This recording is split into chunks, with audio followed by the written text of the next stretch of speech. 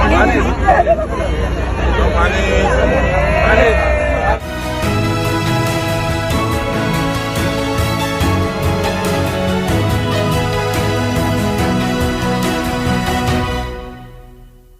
Tapi saya dengar Anies Baswedan justru pasti akan hadir tuh. Nah itu mungkin udah ada pembicaraan Anies, coba diuji Anies aja dulu. Kan Nasdem bilang Anies pasti hadir tuh. Artinya memang udah ada pembicaraan. Nanti Anies dalam 1-2 hari ini pasti akan sangat sehat badannya karena mau hadir. Dan Pak Surya Paloh itu pasti akan sangat bermasalah kesehatannya karena itu. Nah gampangnya begitu. Jangan-jangan malah oke, tetap dia banyak akan diteriakin tapi mungkin yang akan selfie juga jauh lebih banyak juga gitu, Bung Rocky. Ya itu yang mesti dihitung kan, ini sangat tricky gitu. Tetapi mau dikesankan bahwa lebih baik Anies diundang daripada nggak diundang. Kalau nggak diundang, rasa bahwa betul Pak Jokowi dendam dong. Jadi itu sebetulnya disodorkan pada Anies dengan maksud Anies memutuskan tidak datang. Nah itu kan secara politik begitu kan. Tetapi Nasdem merasa ini kesempatan, jadi Anies ditunjuk untuk datang. Secara psikologi mestinya Anies kan tidak datang di situ kan. Tapi ini hitungan psikologi politik. Anies pasti dengan cerdik akan menganggap oh ya saya datang. Kan kalau diolok-olok kan nggak mungkin itu kan, jadi undangan dari istana di tengah-tengah. Tapi dia juga hitung euforia nasional itu ada pada dia. Jadi dia akan menampilkan euforia itu justru di Solo. Nah itu yang namanya kolonialisasi mental. Wah, apalagi nih istilahnya kolonialisasi mental. Oke, ini menarik saya kira. Jadi menurut saya minimal besok itu ada 2 panggung lah ya, karena ya, kalau Pak Surya Paloh tentu akan perhatian orang juga ke situ gitu ya. Rizal Ramli attention tapi kan tidak langsung head to head kalau Bang Rizal Ramli lah gitu ya. Tapi kalau Anies itu tentu menurut saya membayangkan ada 2 panggung pernikahan itu sendiri dan ada panggung Anies sendiri gitu. Dan menurut saya tetap untung aja Anies maupun diteriakin orang juga malah bersimpati kan, kalau misalnya orang undangan kok dibully gitu kan.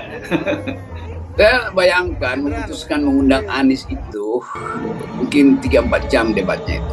Oke. Dan 3-4 jam berikut diskusi tentang bagaimana cara supaya panggung itu tidak diambil alih oleh Anies. Kan begitu jadinya kan. Karena mereka udah menghitung kalau Anies nggak datang, Anies dapat panggung, dapat panggung, dianggap bahwa curang.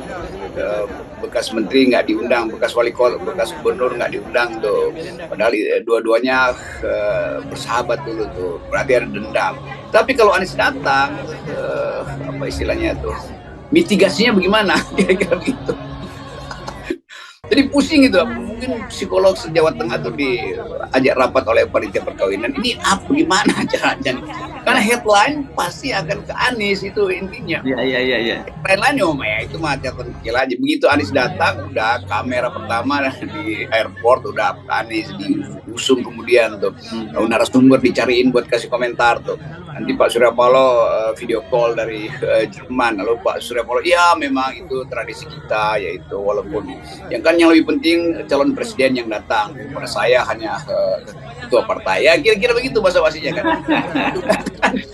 Itu merumitkan para prajurit Mangkunegaran untuk konsekuensi. Saya pikir diskusinya bukan psikologinya, Bung Rocky.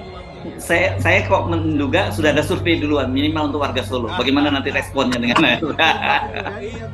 ya, sangat mungkin warga Solo merasa ya kalau diundang artinya Anies diminta untuk cat rambutnya dulu jadi putih baru. Oke. Ya. Ya udahlah kita anggap ini seluruh analisis kita itu kan berujung pada ucapan selamat. Jadi kita ucapkan selamat menikah gitu. Dan jadilah keluarga yang berbahagia, sakinah, mawaddah segala macam itu. Tapi itu adalah ucapan yang standar. Ucapan yang tidak standar adalah orang mau menunggu apa ucapan tepat dari Anies kalau bersalaman dengan Pak Jokowi. Kalau sama pengantin ya udah gampang lah. Iya. Orang melihat bahasanya apa. Ini jangan sampai besok headline-nya itu ya, bukannya pernikahan sendiri, tapi headline-nya adalah ketika Anies menyalami Pak Jokowi.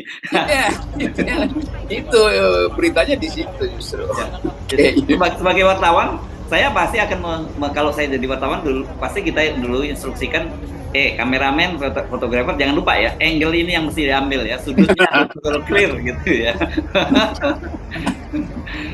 Oke, saya kira kita sepakat soal ranah private, kita hormati pernikahan itu, kita ucapkan selamat, kita ikut berbahagia. Tapi kita akan bahas lebih soal politik. Anda tadi bilang close ya, ini setelah selesai perkawinan itu mungkin sehari lah paling ada tetap dibahas pernik-pernik apa yang terjadi, termasuk tadi Anies.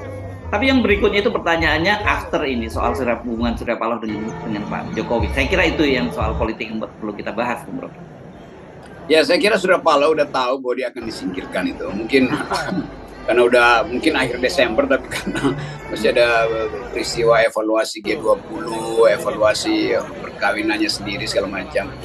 Saya menduga keras, atau mungkin bukan duga, menghitung bahwa bulan Januari itu pasti udah ada keputusan. Nah, Surya Paloh pasti selesai karirnya di kabinet.